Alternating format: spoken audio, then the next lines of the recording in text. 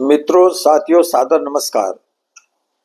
आज आपको इस वीडियो में यह बताएंगे कि 13 सितंबर को प्रधानमंत्री नरेंद्र मोदी जी 75 वर्ष के हो गए हैं और उनके संबंध में एक यह उक्ति है, असमय नदी की धार में अक्सर सब बह जाया करते हैं, असमय बड़े तूफान प्रबल पर्वत ढह जाया करते हैं। दुनिया में अक्सर लोग समय पर चक्कर खाया करते हैं, कुछ ऐसे भी होते हैं जो इतिहास बनाया करते हैं। ऐसे ही इतिहास पुरुष प्रधानमंत्री नरेंद्र मोदी जी के संबंध में हम आपको 75 वर्ष के एक लंबे सफर को बताने जा रहे हैं।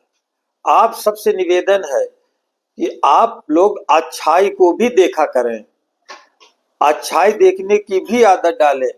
प्रायः यूट्यूब चैनलों में अधिकतर आलोचना ही की जाती है, समालोचना नहीं की जाती।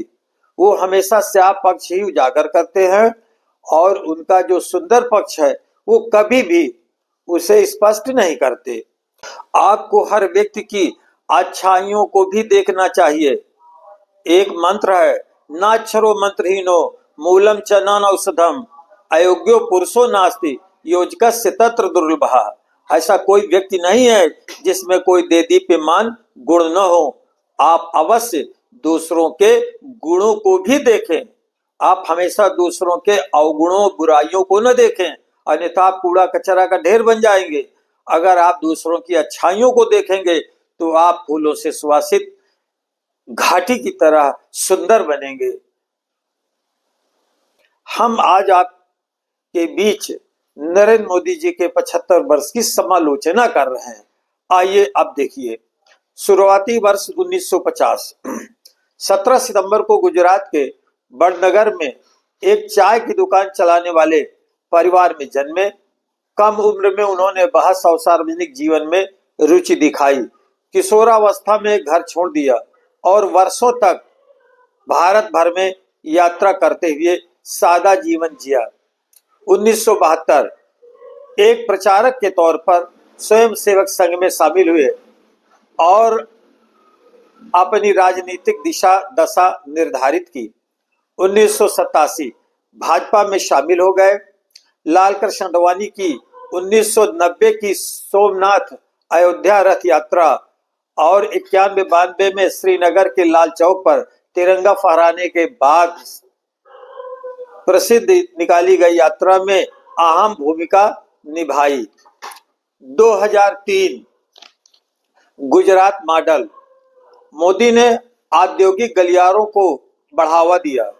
2002 गोधरा का धब्बा। फरवरी में गोधरा में एक ट्रेन के डिब्बे में आग लगाए जाने के बाद गुजरात में दंगा भड़क गया। बाद में जांच में सुप्रीम कोर्ट ने प्रधानमंत्री नरेंद्र मोदी को क्लीन चिट दे दिया। 2001 कच्छ में विनाशकारी भूकंप के बाद अक्टूबर में केशुभाई पटेल की जगह मुख्यमंत्री का पद संभाला। 2014 मोदी ने भाजपा को अपने दम पर स्पष्ट बहुमत दिला दिया तथा एनडीए की कुल 336 सीटें हासिल करा दी। जनधन योजना 11 वर्षों में 56 करोड़ लोगों को बैंकिंग प्रणाली से जोड़ दिया। स्वच्छ भारत मिशन 119 करोड़ लोगों को खुले में शौच से मुक्त करा दिया। बुनियादी ढांचा राष्ट्रीय राजमार्ग नेटवर्क 60% बढ़ा दिया। अब पूरे देश में सुगम यात्रा हो गई। 2016 डिजिटल क्रांति। दुनिया की सबसे बड़ी रियल टाइम भुगतान प्रणाली यूपीआई ने अगस्त 2025 तक 20 अरब मासिक लेन देन पर कर दिया। Surgical strike. उरी आतंकी हमले जिसमें 19 भारतीय सैनिक शहीद हुए थे के बाद सर्जिकल स्ट्राइक किया। नोटबंदी।